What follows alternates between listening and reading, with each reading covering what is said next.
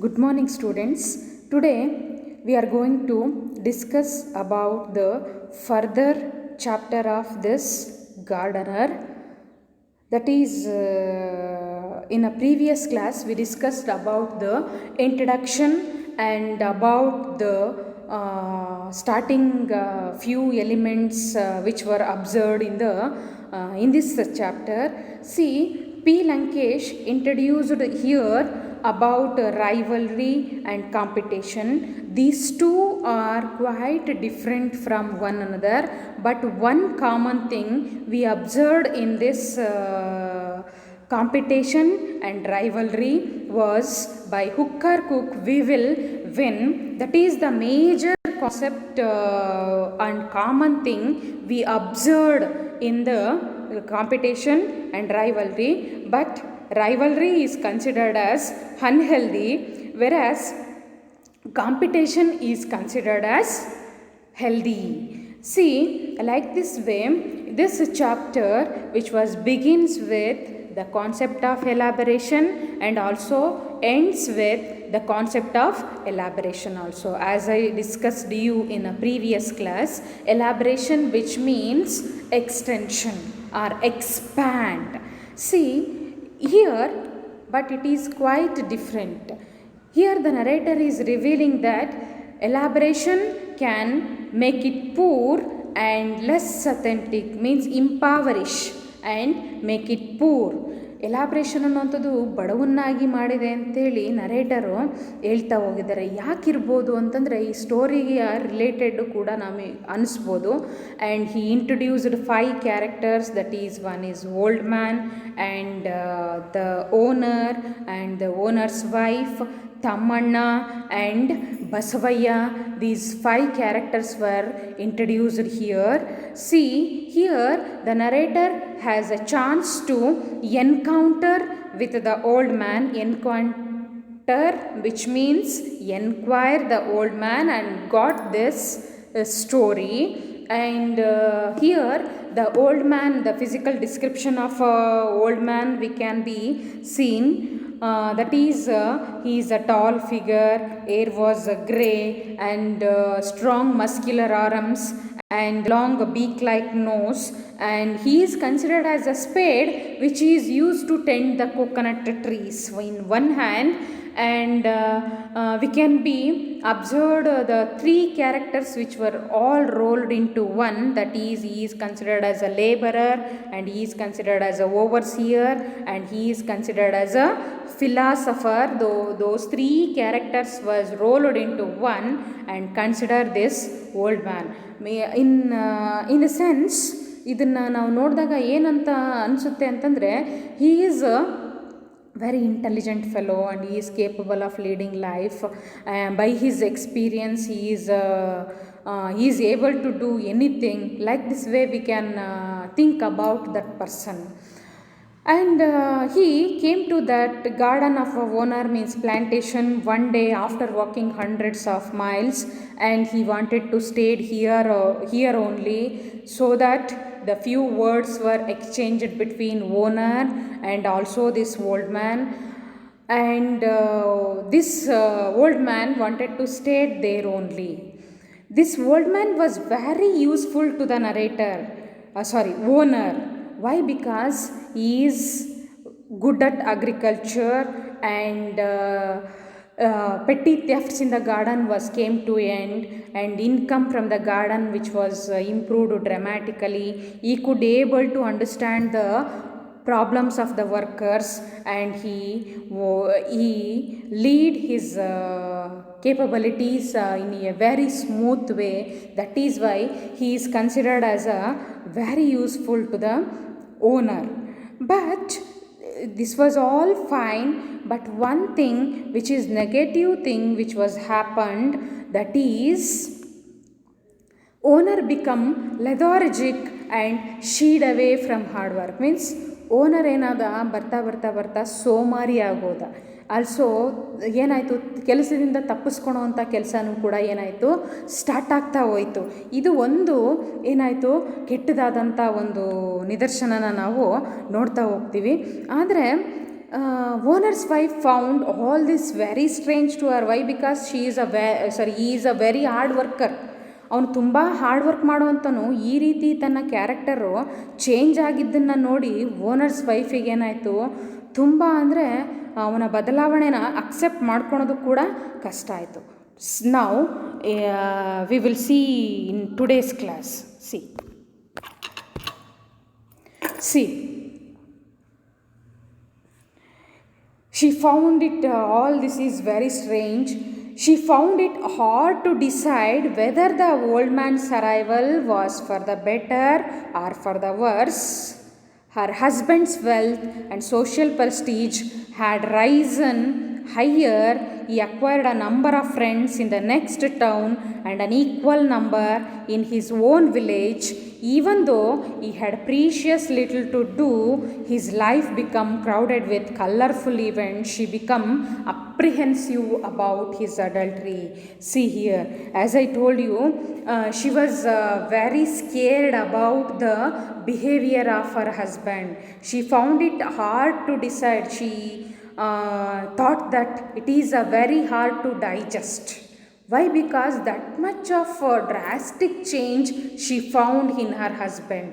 ಅವಳ ಹಸ್ಬೆಂಡನ್ನು ನೋಡಿದಾಗ ಅಷ್ಟರ ಮಟ್ಟಿಗೆ ಏನಾಯಿತು, ಡ್ರಾಸ್ಟಿಕ್ ಚೇಂಜಸ್ಸು ಆಯಿತು. ಯಾಕಪ್ಪ ಅಂತಂದರೆ ಈ ಓಲ್ಡ್ ಮ್ಯಾನ್ ಬಂದಿದ್ದು ಒಳ್ಳೆಯದಾಯಿತೋ ಅಥವಾ ಕೆಟ್ಟದಾಯಿತೋ ಅನ್ನೋವಂಥ ಒಂದು ನಿದರ್ಶನನ ಯೋಚನೆಯೂ ಕೂಡ ಮಾಡೋಕ್ಕಾಗದೆ ಹೋದ್ಲವಳು.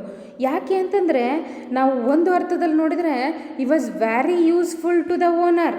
That was very good, but one negative thing was he became lazy. That is why she found to decide that whether the old man's arrival was for the better or for the worse.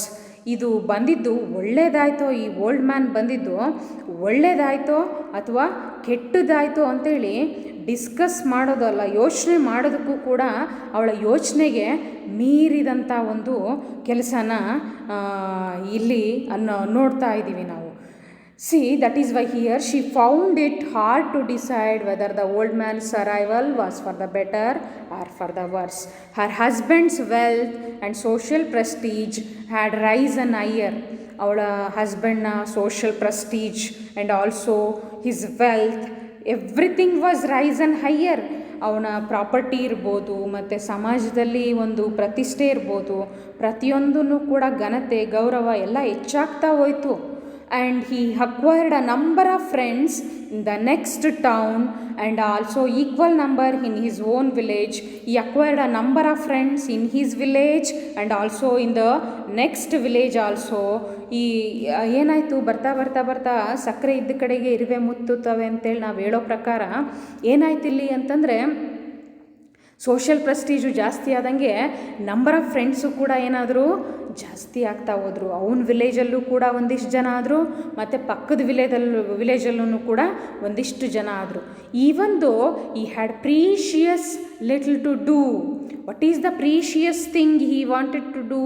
Precious means ಅಮೂಲ್ಯವಾದ್ದು, valuable thing for him, his work of agriculture. But in spite of that his life become crowded with colorful events.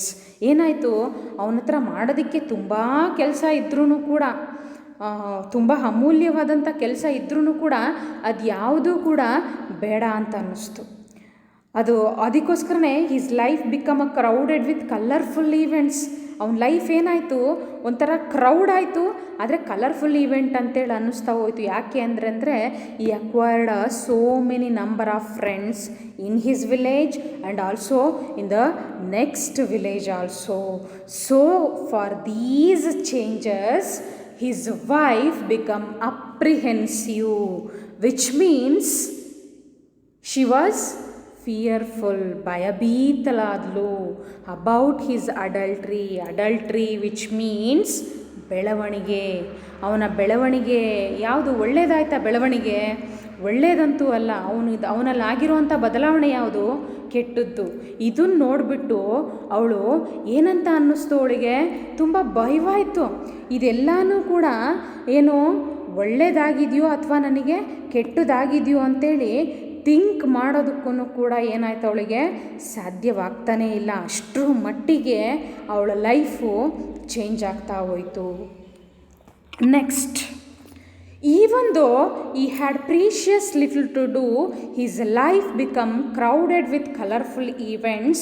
She became apprehensive about his adultery and impotine other vices cultivated lately thanks to his newly acquired cult. Their farm, which were merely 10 acres, had grown beyond their imagination. That was fine, but their life also gradually getting out of hand. As I told you that he had a very precious thing to do. Means his agricultural task was considered as a very precious for him. But in spite of that, his life became a very crowded with colorful events. Means with his friends, his life become very colorful, and also he thought that it is a very colorful life. He forgot about the hard work. Hard work ಅಂತಂದರೆ ಏನು ಅಂತೇಳಿ ಅನ್ನೋದೇನೆ ಏನಾಗ್ತಾ ಹೋದ, ಅವನು ಮರೆತುಬಿಟ್ಟ. ಅಷ್ಟರ ಮಟ್ಟಿಗೆ ಅವನ life change ಆಗ್ತಾ ಹೋಯಿತು. ಇದನ್ನೆಲ್ಲ ನೋಡಿ ಅವನ ವೈಫಿಗೆ ತುಂಬ ಭಯಭೀತಳಾಗೋದು ನೋಡು. And she apprehensive about his adultery and imbibing other vices. Imbibing means cultivated, means include ಮಾಡಿಕೊಂಡ ಅಥವಾ ಬೆಳೆಸ್ಕೊಂಡ ಏನನ್ನ, other vices means bad conducts, immoral conducts, ಬೇರೆ ಬೇರೆ ಕೆಟ್ಟ ಅಭ್ಯಾಸಗಳನ್ನು ಕೂಡ ಏನಾಯಿತು, ಕಲಿತಾ ಹೋದ. ಇದನ್ನೆಲ್ಲನೂ ಕೂಡ ಥಿಂಕ್ ಮಾಡೋದಕ್ಕೂ ಕೂಡ ಸಾಧ್ಯವಾಗಲಿಲ್ಲ ಅವ್ರ ವೈಫಿಗೆ. ಅಷ್ಟರ ಮಟ್ಟಿಗೆ ಭಯಭೀತಲಾಗಲು. ಯಾಕೆಂದರೆ ಅವ್ರ ಲೈಫು ತುಂಬ ಚೆನ್ನಾಗಿ ಸಾಗ್ತಾಯಿತ್ತು. ಆ ಸಾಗೋ ಅಂಥದಕ್ಕೆ ಒಂದು ಏನಾಯಿತು, ಒಂದು ಅಡ್ಡಗೋಡೆ ಥರ ಬಂದಂಗೆ ಆಗಿದೆ ಈಗ ಅವಳಿಗೆ.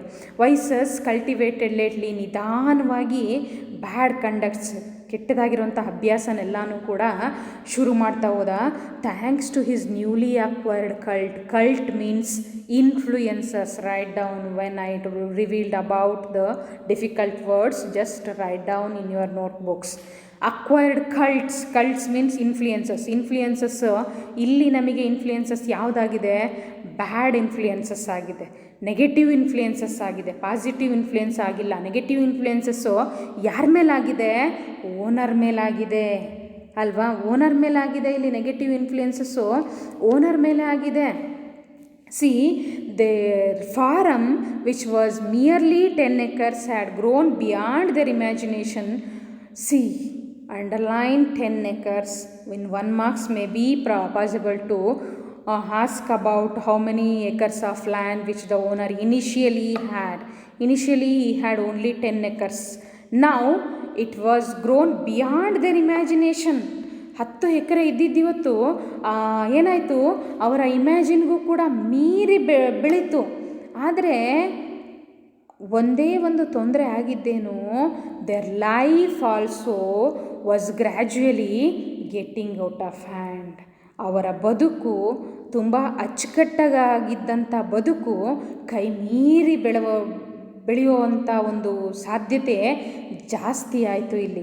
ಇದನ್ನು ಡೈಜೆಸ್ಟ್ ಮಾಡ್ಕೊಳೋದಕ್ಕೆ ಸಾಧ್ಯನೇ ಆಗಲಿಲ್ಲ. ಯಾರಿಗೆ, ಓನರಿಗೆ, ಓನರ್ಸ್ ವೈಫಿಗೆ ಡೈಜೆಸ್ಟ್ ಮಾಡ್ಕೊಳೋದಕ್ಕೆ ಸಾಧ್ಯ ಇಲ್ಲ. She was in a dilemma. What was that dilemma? The old man's arrival was for the better or for the worse. ಅವಳಿಗೆ ಏನು ಅನ್ನಿಸ್ತಾ ಹೋಗ್ತಿದೆ ಅಂತಂದರೆ, ಅವರು ಓಲ್ಡ್ ಮ್ಯಾನ್ ಬಂದಿದ್ದು ಇವಳಿಗೆ ಒಳ್ಳೆಯದಾಯಿತೋ ಅಥವಾ ಕೆಟ್ಟದಾಯಿತೋ ಅಂತ ಥಿಂಕ್ ಮಾಡೋದಕ್ಕೂ ಕೂಡ ಏನಾಗ್ತಾ ಇದೆ, ಸಾಧ್ಯ ಆಗ್ತಾಯಿಲ್ಲ. ಅಷ್ಟರ ಮಟ್ಟಿಗೆ ಅವಳ ಹಸ್ಬೆಂಡ್ನ ಬಿಹೇವಿಯರು ಚೇಂಜ್ ಆಗ್ತಾ ಹೋಯಿತು. C, up to this there is a 4 marks questions also appeared in your question paper. What was that means? How did owner's life change after the arrival of a old man?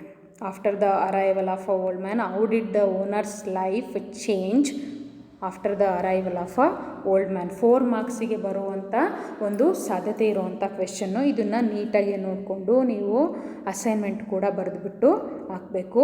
C, ಮುಂದಕ್ಕೆ ನೋಡ್ತಾ ಹೋಗೋಣ ಈಗ.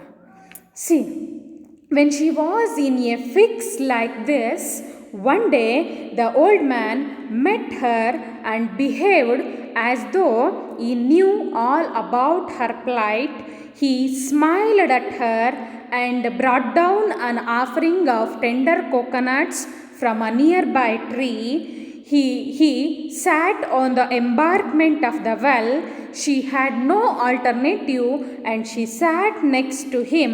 The sun was slipping away into the western horizon. His rays were reaching the walls of the well through the foliage of coconut, mango, and jackfruit trees. See, in the next paragraph, she was fixed like this.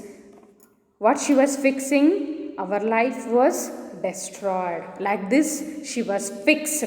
ನಮ್ಮ ಬದುಕು ಏನಾಯಿತು, ಕೈ ಮೀರಿ ಬೆಳೀತು, ಇನ್ನೇನು ಏನೂ ಕೂಡ ಬದುಕಲ್ಲಿ ಉಳಿದೇ ಇಲ್ಲ ಅನ್ನೋಷ್ಟರ ಮಟ್ಟಿಗೆ ಬದುಕು ನಮ್ಮದು ಚೇಂಜ್ ಆಗಿದೆ ಅಂತೇಳಿ ಅಂದ್ಕೊಂಡ್ಲು.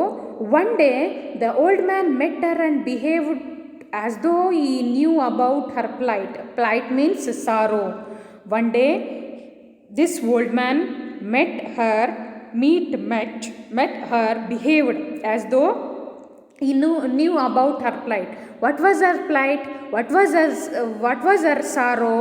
Means about her husband's nature, husband's strange nature, which was gradually changing nature of her husband. That was her plight. ಏನು ಅವಳದು ದುಃಖ ಅಂತಂದರೆ ಅವಳ ಹಸ್ಬೆಂಡು ಚೇಂಜ್ ಆಗಿರೋವಂಥ ನೇಚರ್ನ ದುಃಖದಿಂದ ದುಃಖದಿಂದ ಅದನ್ನು ಅಕ್ಸೆಪ್ಟ್ ಮಾಡ್ಕೊಂಡಿದ್ದಾಳೆ. ಇದನ್ನು ಯಾವ ರೀತಿ ಚೇಂಜ್ ಮಾಡಬೇಕು ಅಂತೇಳಿ. But old man, when she met old man one day, he behaved as though he knew about her plight. ಅವನಿಗೆಲ್ಲನೂ ಕೂಡ ಗೊತ್ತಿದೆ ಅನ್ನೋ ರೀತಿನೇ ಏನು ಮಾಡ್ದ, ಬಿಹೇವ್ ಮಾಡ್ತಾ ಹೋದ. ಈ smiled at her and brought down an offering of tender coconuts from a near by tree. As she is a owners wife, he brought down a tender coconuts from a nearby tree and offered to her. What is tender coconuts? ಎಳ್ನೀರು ಇನ್ Kannada.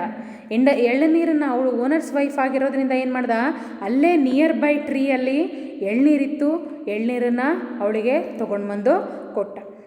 After that he sat on the embankment of the well. Embankment means the edge of the well, means bavi katte. The wall which is built around a well, which is considered as a embankment. ಎಂಬಾರ್ಕ್ಮೆಂಟ್ ಅಂತಂದ್ರೇನು, ಬಾವಿ ಸುತ್ತ ಕಟ್ಟಿರುವಂಥ ಒಂದು ಕಟ್ಟೆ ಅಥವಾ ಗೋಡೆ, ಅದನ್ನು ನಾವು ಎಂಬಾರ್ಕ್ಮೆಂಟ್ ಅಂತ ಹೇಳ್ತೀವಿ. he sat on that. She had no alternative, so she sat next to him.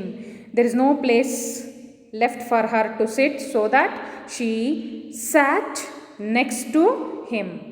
It was already evening. That is why here it is a mention of the sun was slipping away into the western horizon. The indication of a evening thing. The sun was slipping away into the western horizon.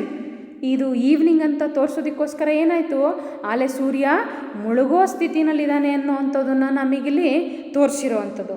His rays were reaching the walls of the well through the foliage of coconut, mango, jackfruit trees. See, his rays were reaching the walls of the well through the foliage, which means leaves of a trees. Leaves, foliage ಅಂತಂದ್ರೇನು, leaves. ನಿಮಗೆ ಗೊತ್ತಿದೆ, ನಮ್ಮ shadow ಬೆಳಿಗ್ಗೆ ಹೊತ್ತು ಮತ್ತು evening ಏನಾಗುತ್ತೆ, ಉದ್ದ ಇರುತ್ತೆ. ಯಾವ ರೀತಿ ನೆರಳು ಬೀಳುತ್ತೆ, ಯಾವ ರೀತಿ ಸೂರ್ಯನ ಬಿಸಿಲು ಬೀಳುತ್ತೋ ಆ ರೀತಿ ಉದ್ದಕ್ಕೆ ನಮ್ಮ ನೆರಳು ಮುಂದಕ್ಕೆ ಹೋಗ್ತಾ ಇರುತ್ತೆ. ಅದನ್ನು ಇಲ್ಲಿ ಕೂಡ ಈವ್ನಿಂಗ್ನ ಸಜೆಸ್ಟ್ ಮಾಡೋದಕ್ಕೋಸ್ಕರ ಏನಾಗಿದೆ, ಇಲ್ಲಿ ಅಲೆ ಮ್ಯಾಂಗೋ ನೋಡ್ರಿ, ಅವ್ರ ಗಾರ್ಡನಲ್ಲಿ ಯಾವ್ಯಾವ ಫ್ರೂಟ್ಸು ಇದ್ವು, ಕೋಕೋನಟ್ ಟ್ರೀಸ್ ಇದ್ವು, ಮ್ಯಾಂಗೋ ಟ್ರೀಸ್ ಇತ್ತು, ಮತ್ತು ಜಾಕ್ ಫ್ರೂಟ್ ಟ್ರೀಸ್ ಇತ್ತು. ಇಷ್ಟೆಲ್ಲ ಲೀವ್ಸು ಕೂಡ ಉದ್ದುದ್ದನೆಯಾಗಿ ಬಾವಿಯ ಒಂದು ವಾಲ್ಸ್ನ ರೀಚ್ ಆಗ್ತಾಯಿದ್ದು. Means it is all about the indication of evening only. ಆಲೆ ಕತ್ತಲಾಗ್ತಾ ಇದೆ ಅಥವಾ ಈವ್ನಿಂಗ್ ಆಗ್ತಾ ಇದೆ ಅನ್ನೋವಂಥದ್ದನ್ನು ತೋರಿಸ್ತಾ ಇದೆ. Now the old man's turn. What to talk to this owner's wife because she was in a worry about her husband, what to do, what are the steps to avoid these things ಅನ್ನೋವಂಥ ಒಂದು ಇದರಲ್ಲಿ ಅವಳ ಯೋಚನೆ ಇದರಲ್ಲಿ. ಆ ಕಾರಣಕ್ಕೋಸ್ಕರನೇ old man next ಅವ್ರ ಹತ್ರ ಏನನ್ನು ಮಾತಾಡಬೇಕು ಅನ್ನೋವಂಥದ್ದು ಅವನಿಗೆ ಗೊತ್ತಾಗಲಿಲ್ಲ. ನಾವು what he will do, see the old man began his narrative. ಈಗ ಅವನ ಹತ್ರ ಏನು ಮಾತಾಡಬೇಕು ಅಂತೇಳಿ ಗೊತ್ತಿಲ್ಲ. So that he wanted to reveal a story for owner's wife. ಅದಕ್ಕೆ ಅವಳನ್ನ ಸಮಾಧಾನ ಮಾಡೋದಕ್ಕೂ ಕೂಡ ಆಗ್ತಿಲ್ಲ ಅವನಿಗೆ. ಆ ಕಾರಣಕ್ಕೋಸ್ಕರ ಏನು ಮಾಡ್ದ, ಅವನು ಒಂದು ಸ್ಟೋರಿ ಹೇಳಬೇಕು ಅಂತೇಳಿ ನಿರ್ಧಾರ ಮಾಡ್ದ. So that he began his narrative. ಕತೆ ಒಳಗಿನ್ನ ಇನ್ನೊಂದು ಕತೆ ಸ್ಟಾರ್ಟ್ ಆಯ್ತು ಇವಾಗ. In a far off place once there was a man called Thammanna. See here the another character which is introduced by P. Lankesh, that is Tammanna. It's a third character. Owner's wife, old man, this Tammanna, fourth character which is introduced here. In a far off place, ಇಲ್ಲೇ ದೂರದ ಊರಿನಲ್ಲಿ ಏನೋ ಒಬ್ಬ ಮನುಷ್ಯ ಇದ್ದ, ಅವನ ಹೆಸರೇನು Thammanna. The fourth character of this play. He was everything. He had everything. How many acres of land he had? 10 acres of wetland. Don't confusion. Owner had only 10 acres of land. This Tammanna had 10 acres of wetland. While you are writing in your 1 marks question, don't confusion. Underline this, and when they asked about owner, you should write. You should only mention 10 acres. When asked about Tammanna, you should write 10 acres of wetland. Don't forget. ಅದನ್ನು ಮರಿಬಾರ್ದು. ಅ comfortable house, ಅವನಿಗೆ ಅವನದೇ ಆದಂಥ ಒಂದು comfortable house ಕೂಡ ಇತ್ತು. And people ready to do his bidding. The most important among all his possession was rival his Sangoji. Underline that. Possession was his rival Sangoji. What do you mean by possession? Possession means property. See, people also ready to do his bidding. Bidding means command, order. ಅವನ ಅಪ್ಪಣೆ ಏನಾದರೂ ಹೇಳಿದರೆ 4 ಜನಕ್ಕೆ ಅದನ್ನು ಕೇಳೋ ಅಂಥ ಒಂದು ಪರಿಸ್ಥಿತಿನೂ ಕೂಡ ಇದ್ದ. ಯಾರು? ತಮ್ಮಣ್ಣನ ಬಗ್ಗೆ ಮಾತಾಡ್ತಾ ಇದ್ದೀನಿ ನಾವಿವಾಗ. ಓನರ್ ಬಗ್ಗೆ ಮುಗಿದೋಯ್ತು ಕತೆ. ಇವಾಗ ತಮ್ಮಣ್ಣ ಏನು ಓಲ್ಡ್ ಮ್ಯಾನು ತಮ್ಮಣ್ಣನ ಬಗ್ಗೆ ಏನು ಮಾಡ್ತಾ ಇದ್ದಾನೆ, ಹೇಳ್ತಾ ಹೋಗ್ತಾ ಇದ್ದಾನೆ ಓನರ್ಸ್ ವೈಫಿಗೆ. ಅವನಿಗೆ ಅವಳನ್ನ ಸಮಾಧಾನ ಮಾಡೋದಕ್ಕೆ ಸಿಕ್ಕಂಥ ಒಂದು ಕತೆ ಅಂತೇಳಿ ಕೂಡ ನಾವು ಅಂದ್ಕೋಬೋದು. ಇದನ್ನು ಏನು ಸಿಕ್ಕಿದೆ ಈಗ ಕತೆ, ಅವನಿಗೆ ಬೇರೆ ಮಾತಾಡೋದಕ್ಕೆ ಬೇರೆ ಏನು ಮಾಡಬೇಕು ಅಂತೇಳಿ ಗೊತ್ತಾಗ್ತಾ ಇಲ್ಲ. ಆ ಕಾರಣಕ್ಕೋಸ್ಕರ ಏನು ಮಾಡ್ದ, ಒಂದು ಕತೆ ಸ್ಟಾರ್ಟ್ ಮಾಡ್ದೆ. In a far off place once there was a man called Thammanna. He had everything and 10 acres of wetland and also house, a comfortable house, and also people. Some people also ready to do his bidding, means command, order. Some people while obeying his order.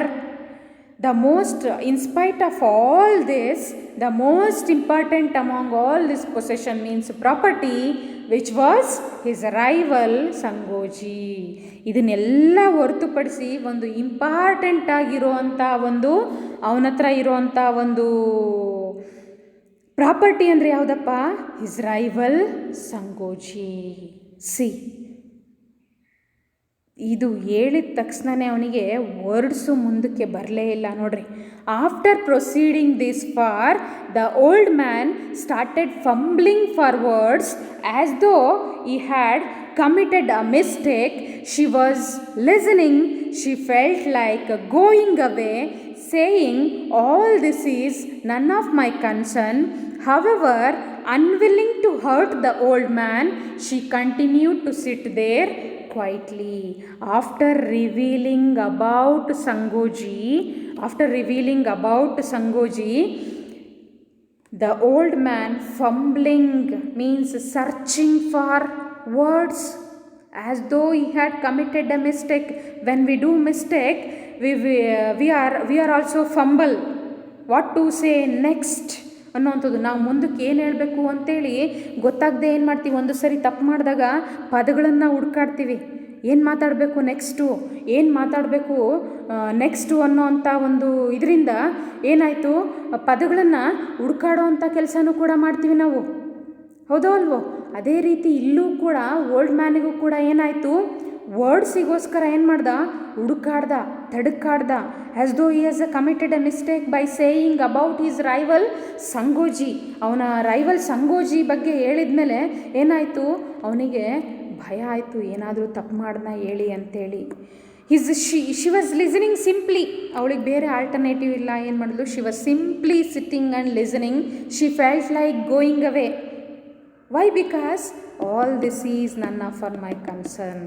This is all about what he is revealing to her that is not relevant to that owner's wife. ಇದು ಯಾವುದನ್ನು ಹೇಳ್ತಾ ಇದ್ದಾನೋ ಅದು ಯಾವುದು ಕೂಡ ಅವಳಿಗೆ concern ಇಲ್ಲದೆ ಇರೋವಂಥದ್ದು ಅಲ್ವಾ? ಆ ಕಾರಣಕ್ಕೋಸ್ಕರನೇ ಏನಾಯಿತು, ಇದು ಏನೋ ಬೇರೆ ನನಗೆ ಅಲ್ಲದೆ ಇರೋವಂಥದ್ದು ಹೇಳ್ತಾ ಇದ್ದಾರೆ ಅಂತೇಳಿ ಅನ್ನಿಸ್ತು. ಅಂತ ಅನಿಸಿದ್ರು ಕೂಡ she sit there quietly. Why? Because unwilling to hurt the old man.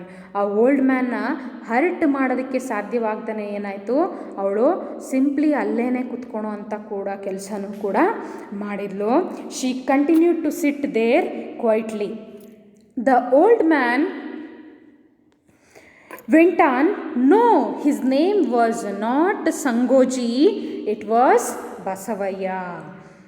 Now he corrected his mistake. His name was not Sangoji, underline that, it was Basavaya. He expressed his amazement at how facts takes such varied guises when they are narrated as a fiction. Fiction ಅನ್ನೋವಂಥದ್ದೇನೋ ಒಂದು narration, ಒಂದು ನಾವೆಲ್ ರೀತಿ, ಒಂದು ಡ್ರಾಮಾದ ರೀತಿ ನಮ್ಮಲ್ಲಿ ಆದಂಥ ಒಂದು ಎಲ್ಲ ಘಟನೆಯನ್ನು ಕೂಡ ಹೇಳ್ತಾ ಹೋದರೆ ಎಷ್ಟೊಂದೆಲ್ಲ ಆಶ್ಚರ್ಯನ ಮೂಡಿಸುತ್ತೆ. ಅಮೇಜ್ಮೆಂಟ್ ಅಂತಂದರೆ ಅಲ್ವಾ, ಎಷ್ಟೊಂದೆಲ್ಲ ಆಶ್ಚರ್ಯನ ಮೂಡಿಸುತ್ತೆ. ಇಷ್ಟೊಂದೆಲ್ಲ ಆಗಿದೆಯಾ ನಮ್ಮ ಲೈಫಲ್ಲಿ ಅನ್ನೋವಂಥದ್ದನ್ನು ಕೂಡ ಮೂಡಿಸುತ್ತೆ ಅಲ್ವಾ. And facts such take varied guises means appearance as a fiction. ಒಂದು ಡ್ರಾಮಾದ ರೀತಿ ನಮ್ಮ ಮುಂದೆ ಕಣ್ಮುಂದೆ ಆದಾಗ ನಮ್ಮ ಹಿಂದೆ ನಡೆದಂಥ ಘಟನೆಗಳು ಮುಂದಕ್ಕೆ ನಾವು ಇವತ್ತು ಯಾರ ಹತ್ರ ನಾವು ಹೇಳ್ತಿದ್ದೀವಿ ಅಂತಂದರೆ ಏನಾಗುತ್ತೆ, ಇಷ್ಟೊಂದೆಲ್ಲ ಆಗಿದೆಯಾ ಅನ್ನೋಂಥ ಅಚ್ಚರಿನೂ ಕೂಡ ಮೂಡಿಸುತ್ತೆ. ಒಂದೊಂದು ಸಾರಿ ಏನಾಗುತ್ತೆ, ಈ ಮಾಡಿರೋವಂಥ ತಪ್ಪು ಅಲ್ಲೇ ಸರಿಪಡಿಸ್ಕೊಂಡಿದ್ರೆ ನಮ್ಮ ಲೈಫ್ ಈ ರೀತಿ ಆಗ್ತಾ ಇರಲಿಲ್ಲ ಅನ್ನೋವಂಥ ಅನುಭವನೂ ಕೂಡ ಬರುತ್ತೆ. ಅದೇ ಅರ್ಥದಲ್ಲಿ ಏನು ಮಾಡ್ತಾನೆ ಈ ಓಲ್ಡ್ ಮ್ಯಾನು ನಮಗೆ ಹೇಳ್ತಾ ಹೋಗ್ತಾ ಇದ್ದಾನೆ ನೋಡ್ರಿ. ನಾವು the story which is began. Let that be, whatever it may be, his name may be Sangoji or his name may be Basavaya, whatever it may be, let that be. Let us assume his name was Basavaya. ಏನಾದರೂ ಆಗಿರಲಿ, ಎಲ್ಲನೂ ಕೂಡ ಬಿಟ್ಬಿಟ್ಟು ಅವನ name ಏನು ಬಸವಯ್ಯ ಅಂತೇಳಿ ಅಂದ್ಕೊಳ್ರಿ ಅಷ್ಟೇ, ಬೇರೆ ಏನೂ ಕೂಡ ಅಂದ್ಕೋಬೇಡ್ರಿ. Who was he? Who was that person Basavaya? He was Tammanna's rival. Who was Basavaya? Basavaya was Tammanna's rival. If Tammanna bought 4 more acres adjacent to his land, Basavaya also followed suit. If one had 10 friends, the other acquired 15 admirers. To begin with, all this looked like healthy competition. However, gradually it rose to such a pitch that there was no land left in the village for them to buy. See. ಏನಾಯಿತು, here introduction about Basavayya also, 5th character which is entered here. Basavaya, who was he? He was Tammanna's rival. Why? Because if Tammanna bought 4 more acres adjacent to his land, Basavaya also followed suit. ಏನಾದರೂ ತಮ್ಮಣ್ಣ ಅವನ adjacent means nearest to his land. If he bought if he bought 4 more acres to near to his land, Basavaya also followed suit. Thammanna ಏನಾದರೂ 4 ಎಕರೆ ಅವನು ಹೊಲಕ್ಕೆ ಹತ್ರ ಇರಂಗೆ ಅಥವಾ attach ಆಗಂಗೆ ಕೊಂಡ್ಕೊಂಡ್ರೆ ಏನು ಮಾಡ್ತಿದ್ದ, Basavayya also doing the same thing. There is no difference between Tammanna and Basavaya initially. If one had 10 friends, ಒಬ್ಬರ ಹತ್ರ 10 ಜನ ಫ್ರೆಂಡ್ಸ್ ಇದ್ದರೆ, the other had 15 admirers. Admirers means ಪ್ರೈಸಬಲ್ persons, ಹೊಗಳು ಅಂಥ ಜನ ಇದ್ದರು, 15 ಜನ. ಇವು ಒಬ್ಬರ ಹತ್ರ 10 ಜನ ಫ್ರೆಂಡ್ಸ್ ಕೂಡ ಇದ್ದರು. To begin with all this looked like healthy competition. ನೋಡೋದಕ್ಕೆ ಮೊದಲು ಏನಾಯಿತು, ಇದೆಲ್ಲ ಕಾಂಪಿಟೇಷನ್. ನೋಡ್ರಿ, ಇಲ್ಲಿದೆ ನಮಗೆ difference. What is the difference between rivalry and competition? It is all look like a very healthy competition initially. ನಿಧಾನವಾಗಿ ಮೊದಲನೇದಾಗಿ ಬಿಗಿನಿಂಗಲ್ಲಿ ಇದೆಲ್ಲನೂ ಕೂಡ ಏನು ಅನ್ನಿಸ್ತು, ಒಂದು ಖುಷಿ ತರೋ ವಿಚಾರ ಅನ್ನಿಸ್ತು. ಯಾಕೆ ಅಂತಂದರೆ ಕಾಂಪಿಟೇಷನ್ ಅನ್ನಿಸ್ತು, ಹೆಲ್ದಿ ಅನ್ನಿಸ್ತು. ಇವನು 4 ಎಕರೆ ತೊಗೊಂಡ್ರೆ ಇವನು ಕೂಡ ಅದೇ ಮಾಡ್ತಾಯಿದ್ದ. ಇದೆಲ್ಲನೂ ಕೂಡ ಚೆನ್ನಾಗೇ ಅನ್ನಿಸ್ತಾ ಇತ್ತು. But it however gradually it rose to such a pitch means problem, that there was no land left in the village for them to buy. ಎಷ್ಟರ ಮಟ್ಟಿಗೆ ಬೆಳವಣಿಗೆ ಆಯಿತು, ಗ್ರ್ಯಾಜುವಲ್ ಆಗಿ ಇಂಪ್ರೂವ್ ಆಯಿತು ಅಂತಂದರೆ, there is no land left in the village for them to buy. ಅವರಿಬ್ಬರಿಗೂ ಕೂಡ ಅಲ್ಲಿ ಕೊಂಡ್ಕೊತೀವಿ ಅಂತಂದರೆ ಭೂಮಿನೇ ಇಲ್ಲವಾಗೋಯ್ತು. All land which is belong to either Tammanna or Basavayya, all the land of that village which either belong to Thammanna or Basavayya. ಅಷ್ಟರ ಮಟ್ಟಿಗೆ ಏನಾಯಿತು, ಕಾಂಪಿಟೇಷನ್ ಅನ್ನೋವಂಥದ್ದು ಇಬ್ಬರು ಮಧ್ಯೆನೂ ಕೂಡ ಏನಾಯಿತು, ಬೆಳೀತಾ ಹೋಯಿತು. ಅದು ಬೆಳೀತಾ ಹೋಗಿದ್ದು ರೈವಲ್ರಿಗೆ ಎಂಡಾಗುತ್ತೆ. ಯಾವ ರೀತಿ ನೋಡಿ, Thammanna had 1000 acres and Basavayya owned 800 acres. Basavaya could not tolerate this invasion. He sent a word to Tammanna asking him to sell 200 acres. Tammanna did not agree. He was preparing to buy all the land that belonged to Basavaya. Basavaya was mad with rage. He went along with his people and acquired 200 acres of Tammanna's land forcibly. A fence was built around that land. Tammanna could not tolerate this invasion. See, as I told you, all the land in that village which is belong to either Tammanna or Basavaya. How many acres of Tammanna had now? He had 1000 acres, whereas Basavaya owned 800 acres. Here there is a difference of 200 acres.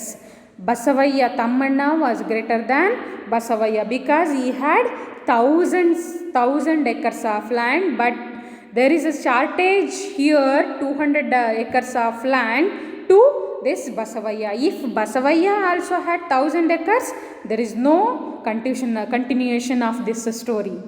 ಏನಾದರೂ ನಾವು assume ಮಾಡ್ಕೊಂಡಿದ್ರೆ ಇವತ್ತು ಬಸವಯ್ಯನ ಹತ್ರನೂ 1000 acre ಭೂಮಿ ಇದ್ದಿದ್ರೆ ಇವತ್ತು ಈ ಕತೆ ನಮಗೆ ಮುಂದುವರಿಯೋದಕ್ಕೆ ಸಾಧ್ಯವಾಗ್ತಿರಲಿಲ್ಲ. ಅದೇ ಕಾರಣಕ್ಕೆ ಇಲ್ಲೇನಾಗಿದೆ, 200 ಎಕರೆ ಕಡಿಮೆ ಇದೆ ಅವನಿಗೆ. So Basavayya could not tolerate this. He did not accept this. In spite of that, he sent a word to Tammanna to asking him to sell 200 acres of land. ಏನು ಮಾಡ್ದ ಅವನು, ಇಲ್ಲಿಗೆ ಸುಮ್ಮನಾಗಲಿಲ್ಲ Basavayya. He sent a word to sell 200 acres of his land. He wanted to buy 200 acres of land and